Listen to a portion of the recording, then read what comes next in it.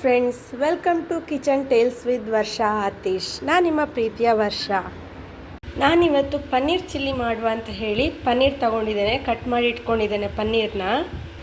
ಹಾಗೆ ಒಂದು ಬೌಲಲ್ಲಿ ಧನಿಯಾ ಪೌಡರ್ ಮತ್ತು ಜೀರಾ ಪೌಡರ್ ಹಾಕ್ಕೊಂಡಿದ್ದೇನೆ, ಸ್ವಲ್ಪ ಗರಂ ಮಸಾಲ ಪೌಡರ್, ಸ್ವಲ್ಪ ಅರಿಶಿಣ ಪುಡಿ, ಹಾಗೆ ಎಷ್ಟು ಬೇಕೋ ಅಷ್ಟು ಖಾರ ನೋಡಿಕೊಂಡು ಚಿಲ್ಲಿ ಪೌಡರ್. ಖಾರ ಜಾಸ್ತಿ ಬೇಕಂದರೆ ಜಾಸ್ತಿ ಹಾಕ್ಕೊಳ್ಬೋದು.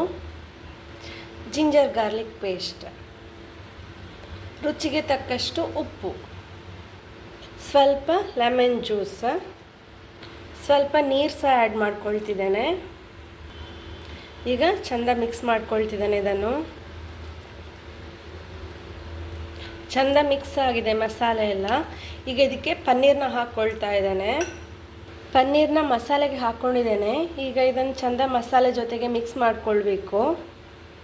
ಮಸಾಲೆ ಜೊತೆಗೆ ಪನ್ನೀರನ್ನ ಚೆನ್ನಾಗಿ ಮಿಕ್ಸ್ ಮಾಡಿ ಆಗಿದೆ. ಇನ್ನೊಂದು 30 ಮಿನಿಟ್ಸ್ ಇದನ್ನು ಹೀಗೆ ಮ್ಯಾರಿನೇಟ್ ಆಗಲಿಕ್ಕೆ ಇಟ್ಟು ಬಿಡುವ. ಅಷ್ಟರಲ್ಲಿ ನಾವು ಪನ್ನೀರ್ ಚಿಲ್ಲಿಗೆ ಏನೇನು ಬೇಕು ಅದೆಲ್ಲ ರೆಡಿ ಮಾಡ್ಕೊಳ್ಬೇಕು. ಪನ್ನೀರ್ ಚಿಲ್ಲಿ ಮಾಡಲಿಕ್ಕೆ ಒಂದು ಕ್ಯಾಪ್ಸಿಕಮ್, ಒಂದು ಆನಿಯನ್, ಸ್ವಲ್ಪ ಸ್ಪ್ರಿಂಗ್ ಆನಿಯನ್, ಒಂದೆರಡು ಹಸಿಮೆಣಸಿನ್ಕಾಯಿ, ಹಾಗೆ ಒಂದು ಸ್ವಲ್ಪ ಬೆಳ್ಳುಳ್ಳಿನ ಕಟ್ ಮಾಡಿ ಇಟ್ಕೊಂಡಿದ್ದೇನೆ. ಪನ್ನೀರ್ ಚೆಂದ ಮ್ಯಾರಿನೇಟ್ ಆಗಿದೆ. ಈಗ ಇದನ್ನು ನಾವು ಸ್ವಲ್ಪ ಫ್ರೈ ಮಾಡ್ಕೊಳ್ಬೇಕು. ಒಂದು ತವಾ ಸ್ಟವ್ ಮೇಲೆ ಇಟ್ಕೊಂಡು ಸ್ವಲ್ಪ ತುಪ್ಪ ಹಾಕ್ಕೊಂಡಿದ್ದೇನೆ. ತುಪ್ಪನ ಸರಿಯಾಗಿ ತವಕ್ಕೆ ಸವರ್ಕೊಳ್ತಾ ಇದ್ದೇನೆ. ಈಗ ಮ್ಯಾರಿನೇಟ್ ಆಗಿರುವ ಪನ್ನೀರನ್ನ ಒಂದೊಂದಾಗಿ ತವದ ಮೇಲೆ ಇಟ್ಕೊಳ್ಬೇಕು. ಸರಿಯಾಗಿ ಫ್ರೈ ಮಾಡ್ಕೊಳ್ಬೇಕು ಎಲ್ಲ ಸೈಡು. ಕೆಲವರು ಪನ್ನೀರನ್ನ ಡೀಪ್ ಫ್ರೈ ಮಾಡ್ಕೊಳ್ತಾರೆ. ಡೀಪ್ ಫ್ರೈ ಮಾಡ್ಕೊಳ್ಳೋದಕ್ಕಿಂತ ಹೀಗೆ ಮಾಡಿಕೊಂಡ್ರೂ ಒಳ್ಳೆಯದಾಗ್ತದೆ. ಜಾಸ್ತಿ ಆಯಿಲ್ ತಿನ್ನಲಿಕ್ಕೆ ಇಷ್ಟ ಇಲ್ಲದವರು ಹೀಗೆ ಸಹ ಮಾಡ್ಕೊಳ್ಬೋದು. ಪನ್ನೀರನ್ನ ಡೀಪ್ ಫ್ರೈ ಮಾಡೋದಾದರೆ ಅದಕ್ಕೆ ಮಸಾಲೆ ಸಹ ಬೇರೆ ರೀತಿಯಲ್ಲೇ ಮಾಡ್ಕೊಳ್ಬೇಕಾಗ್ತದೆ. ಈ ಮಸಾಲೆ ಹಾಕಿ ಡೀಪ್ ಫ್ರೈ ಮಾಡ್ಕೊಳ್ಳಿಕ್ಕೆ ಆಗೋದಿಲ್ಲ. ಈಗ ಎಲ್ಲ ಸೈಡ್ ಪನ್ನೀರ್ ಚೆಂದ ಫ್ರೈ ಆಗಬೇಕು. ಹೀಗೆ ಲೋ ಫ್ಲೇಮಲ್ಲಿ ಫ್ರೈ ಮಾಡ್ಕೊಳ್ಬೇಕು. ಪನ್ನೀರ್ ಒಂದು ಸೈಡ್ ಫ್ರೈ ಆಗ್ತಾ ಬಂದಿದೆ. ಇನ್ನೊಂದು ಸೈಡಿಗೆ ಫ್ರೈ ಮಾಡಲಿಕ್ಕೆ ಹೀಗೆ ಉಲ್ಟಾ ಹಾಕಬೇಕು, ಇಲ್ಲಾಂದರೆ ಇನ್ನೊಂದು ಸೈಡ್ ಫ್ರೈ ಆಗೋದಿಲ್ಲ. ಇನ್ನೊಂದು ವಿಷಯ ಗೊತ್ತುಂಟಾ, ಕಿಚನ್ ನಿಂತ್ಕೊಂಡು ಅಡುಗೆ ಮಾಡೋದು ಓಕೆ, ಪರವಾಗಿಲ್ಲ. ಆದರೆ ನಮ್ಮ ಮಂಗಳೂರಲ್ಲಿ ಹೊರಗಡೆ ಬಂದು ಬಿಸಿಲು ನೋಡುವಾಗನೇ ಸುಸ್ತಾಗ್ತಾ ಉಂಟು. ನಿಮಗೂ ಹೀಗೆ ಅನ್ನಿಸ್ತಾ ಉಂಟಾ? ಈಗ ಒಂದು ಸೈಡ್ ಫ್ರೈ ಆಗಿ ಆಯಿತು, ಇನ್ನೊಂದು ಸೈಡ್ ಸಹ ಫ್ರೈ ಮಾಡ್ತಾ ಇದ್ದೇನೆ. ಹಾಗೆ ಮತ್ತೆ ವಾಪಸ್ಸು ಇನ್ನೊಂದು ಸೈಡಿಗೆ ಇದನ್ನು ಮಗ್ಚಿ ಹಾಕಬೇಕು. ಪನ್ನೀರ್ ಹೀಗೆ ಫ್ರೈ ಆದರೆ ಮಾತ್ರ ಚಿಲ್ಲಿಲಿ ತಿನ್ಲಿಕ್ಕೆ ಚೆಂದ ಆಗ್ತದೆ, ಇಲ್ಲದಿದ್ದರೆ ತಿನ್ಲಿಕ್ಕೆ ಅಷ್ಟು ಚೆಂದ ಆಗೋದಿಲ್ಲ.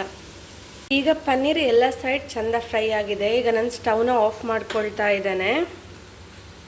ಬಾಣಲಿನ ಸ್ಟವ್ ಮೇಲೆ ಇಟ್ಕೊಂಡಿದ್ದೇನೆ. ಅದಕ್ಕೆ ಒಂದು ಸ್ವಲ್ಪ ತೆಂಗಿನೆಣ್ಣೆ ಸಹ ಹಾಕ್ಕೊಂಡಿದ್ದೇನೆ.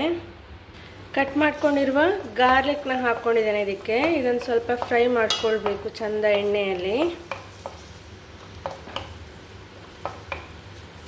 ಒಂದು ಸ್ವಲ್ಪ ಕಟ್ ಮಾಡ್ಕೊಂಡಿರುವ ಕರಿ ಲೀವ್ಸ್ನ ಸಹ ಹಾಕ್ಕೊಳ್ತಾ ಇದ್ದೇನೆ ಇದಕ್ಕೆ. ಬೆಳ್ಳುಳ್ಳಿ ಇನ್ನೂ ಸ್ವಲ್ಪ ಫ್ರೈ ಆಗಬೇಕು. ಕಟ್ ಮಾಡ್ಕೊಂಡಿರುವಂತಹ ಗ್ರೀನ್ ಚಿಲ್ಲಿನ ಸಹ ಇದರೊಟ್ಟಿಗೆ ಫ್ರೈ ಮಾಡ್ಕೊಳ್ತಾ ಇದ್ದೇನೆ ಹಾಕ್ಕೊಂಡು. ಒಂದು 2 ಗ್ರೀನ್ ಚಿಲ್ಲಿ ತಗೊಂಡು ಕಟ್ ಮಾಡಿ ಇಟ್ಕೊಂಡಿದ್ದೆ.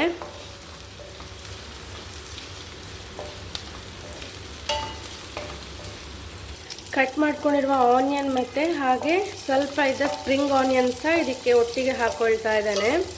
ಇದನ್ನು ಹಾಗೆ ಲೈಟಾಗಿ ಸ್ವಲ್ಪ ಫ್ರೈ ಮಾಡಿಕೊಂಡ್ರೆ ಸಾಕು, ಜಾಸ್ತಿ ಫ್ರೈ ಮಾಡಬೇಕಾಗಿಲ್ಲ. ಕ್ಯಾಪ್ಸಿಕಮ್ನ ಸಹ ಇದಕ್ಕೆ ಹಾಕ್ಕೊಳ್ತಾ ಇದ್ದೇನೆ.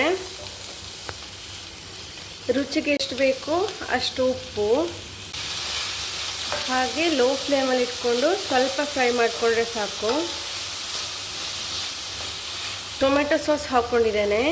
ಈಗ ರೆಡ್ ಚಿಲ್ಲಿ ಸಾಸ್ ಹಾಕ್ಕೊಳ್ತಾ ಇದ್ದೇನೆ. ಸ್ವಲ್ಪ ಸೋಯಾ ಸಾಸ್, ಹಾಗೆ ಸ್ವಲ್ಪ ವಿನೆಗರ್. ಈಗ ಚೆಂದ ಮಿಕ್ಸ್ ಮಾಡ್ಕೊಳ್ಬೇಕು. ಸ್ವಲ್ಪ ಸಾಸ್ ಅದು ಸ್ಮೆಲ್ ಹೋಗೋ ತನಕ ಹೀಗೆ ಸ್ವಲ್ಪ ಹಾಗೆ ಫ್ರೈ ಮಾಡ್ಕೊಂಡ್ರೆ ಆಯಿತು. ಇದರಲ್ಲೇ ಕಾರ್ನ್ಫ್ಲೋರ್ ಹಾಕಿ ಸ್ವಲ್ಪ ನೀರು ಹಾಗೆ ಮಾಡಿಟ್ಕೊಂಡಾಗಿತ್ತು. ಕಾರ್ನ್ಫ್ಲೋರ್ನ ಸ್ವಲ್ಪ ನೀರಿಗೆ ಹಾಕಿ ಹಾಗೆ ಸ್ವಲ್ಪ ಪೇಸ್ಟ್ ಥರ ಮಾಡಿಟ್ಕೊಂಡಾಗಿತ್ತು. ಅದನ್ನು ಇದಕ್ಕೆ ಆ್ಯಡ್ ಮಾಡ್ಕೊಳ್ತಾ ಇದ್ದೇನೆ. ಈಗ ಫ್ರೈ ಮಾಡಿ ಇಟ್ಕೊಂಡಿರುವಂತಹ ಪನ್ನೀರ್ನ ಸಹ ಇದಕ್ಕೆ ಆ್ಯಡ್ ಮಾಡಿದ್ದೇನೆ. ಸಾಸ್ ಜೊತೆ ಪನ್ನೀರ್ ಚೆಂದ ಮಿಕ್ಸ್ ಆಗಬೇಕು. ಸ್ವಲ್ಪ ಸ್ಪ್ರಿಂಗ್ ಆನಿಯನ್ ಹಾಗೆ ಸ್ವಲ್ಪ ಕಾರಿಯಂಡರ್ ಲೀವ್ಸ್ನ ಸಹ ಕಟ್ ಮಾಡಿ ಹಾಕ್ಕೊಳ್ತಾ ಇದ್ದೇನೆ. Stove off ಮಾಡ್ಕೊಂಡಿದ್ದೇನೆ. ಬಿಸಿ ಬಿಸಿಯಾದ ಪನ್ನೀರ್ ಚಿಲ್ಲಿ ಸವಿಯಲು ಸಿದ್ಧ. ಈ ವಿಡಿಯೋ ನಿಮಗೆ ಇಷ್ಟ ಆದರೆ ಲೈಕ್ ಮಾಡಿ, ಶೇರ್ ಮಾಡಿ ಹಾಗೆ ಸಬ್ಸ್ಕ್ರೈಬ್ ಮಾಡಿ. Thank you.